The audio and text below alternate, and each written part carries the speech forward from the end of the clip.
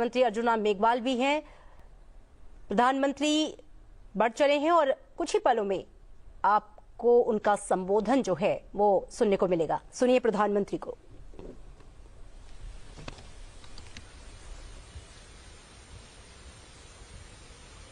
आप सबका स्वागत है साथियों। आज बजट सत्र के प्रारंभ में मैं समृद्धि की देवी मां लक्ष्मी को प्रणाम करता हूं।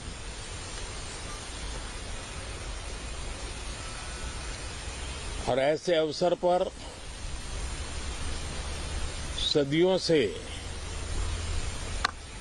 हमारे यहां मां लक्ष्मी का पुण्य स्मरण किया जाता है।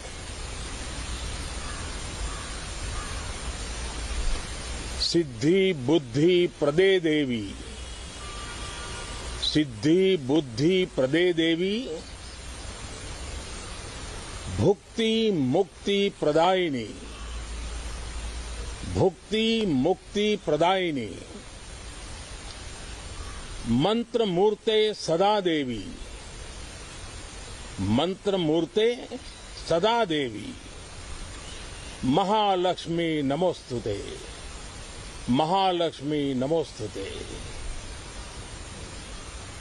मां लक्ष्मी हमें सिद्धि और विवेक देती है, समृद्धि और कल्याण भी देती है। मैं मां लक्ष्मी से प्रार्थना करता हूं कि देश के हर गरीब एवं मध्यम वर्ग समुदाय पर मां लक्ष्मी की विशेष कृपा रहे। साथियों, हमारे गणतंत्र के 75 वर्ष पूरे हुए हैं।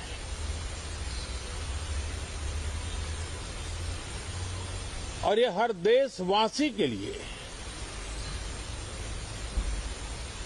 सर्वाधिक गौरवपूर्ण है और विश्व के लोकतांत्रिक जगत के लिए भी भारत का ये सामर्थ्य अपनी एक विशेष स्थान बनाता है। साथियों, ये देश की जनता ने मुझे तीसरी बार ये दायित्व दिया है और इस तीसरे कार्यकाल का ये पहला पूर्ण बजट है।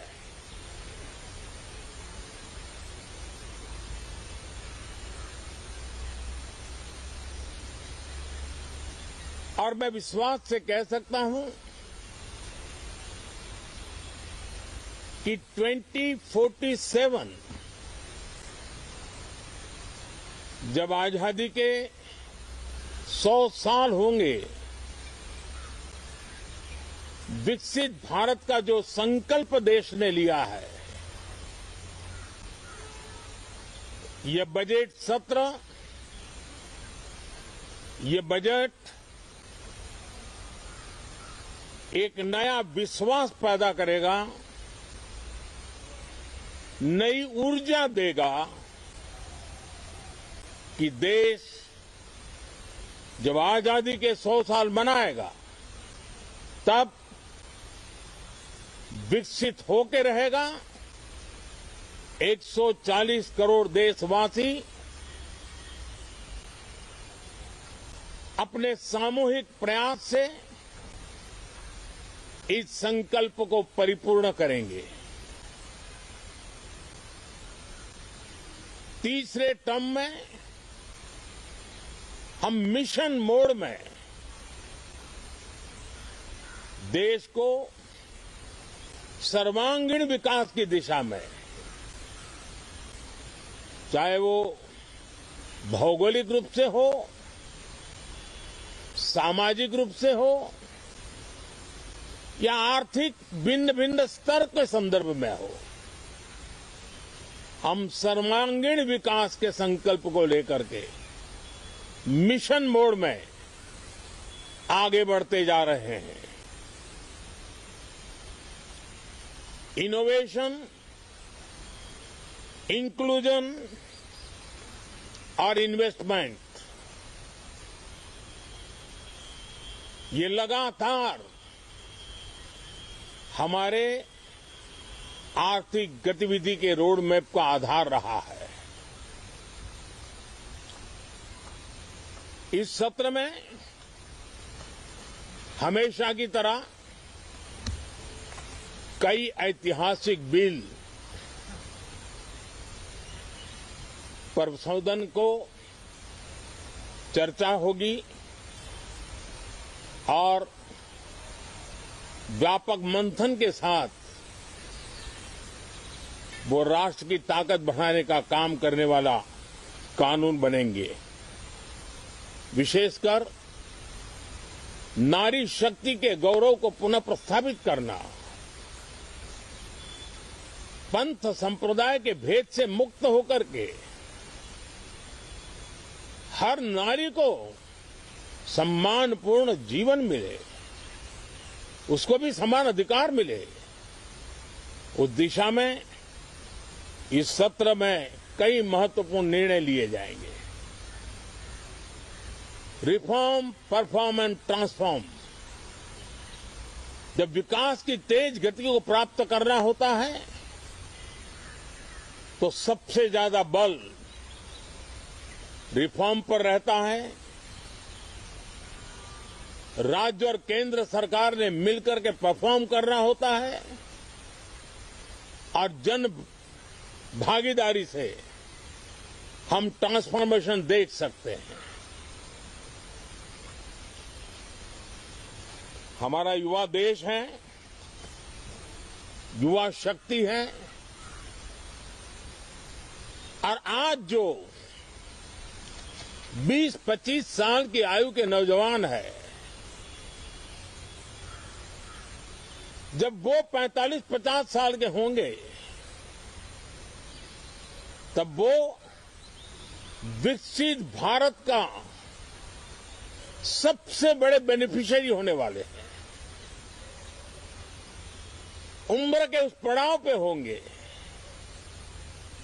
नीति निर्धारण की व्यवस्थाओं में उस जगह पे बैठे होंगे कि वे गर्व के साथ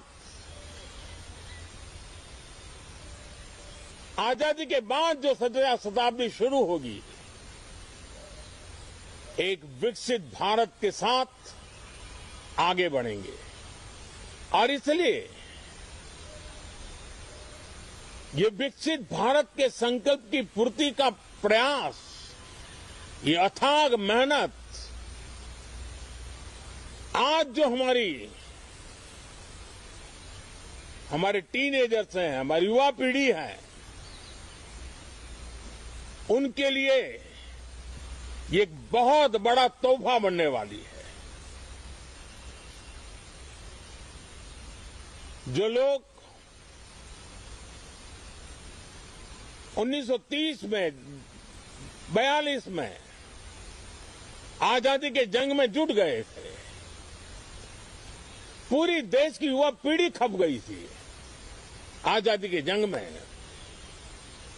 और उसके फल 25 साल के बाद जो पीढ़ी आई उसको नसीब हुए। उस जंग में जो नौजवान थे उनको नसीब हुए। आजादी के पूर्व के वो 25 साल आजादी के जश्न मनाने का अवसर बना। वैसे ही ये 25 वर्ष समृद्ध भारत, विकसित भारत,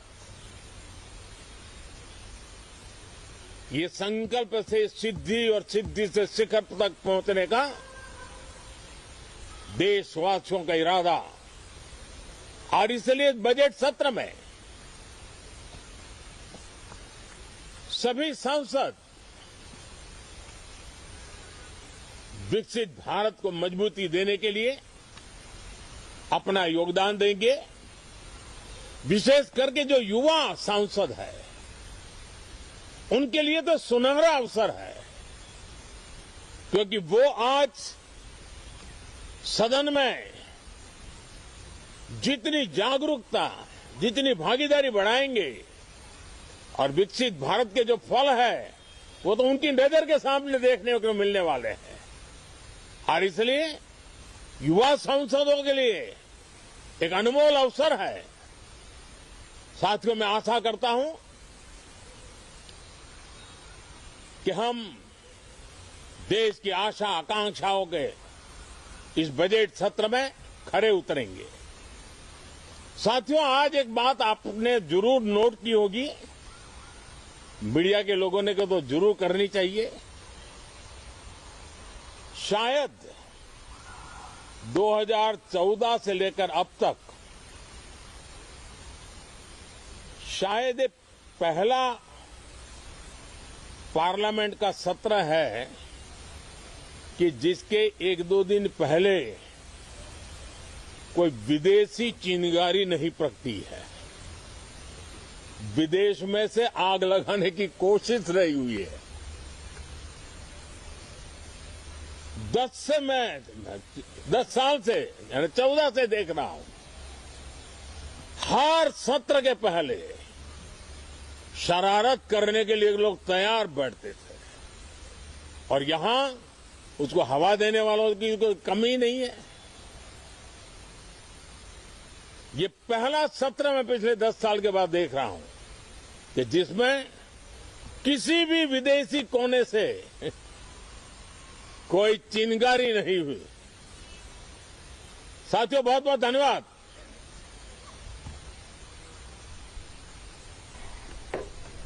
आप सीधी तस्वीरें देख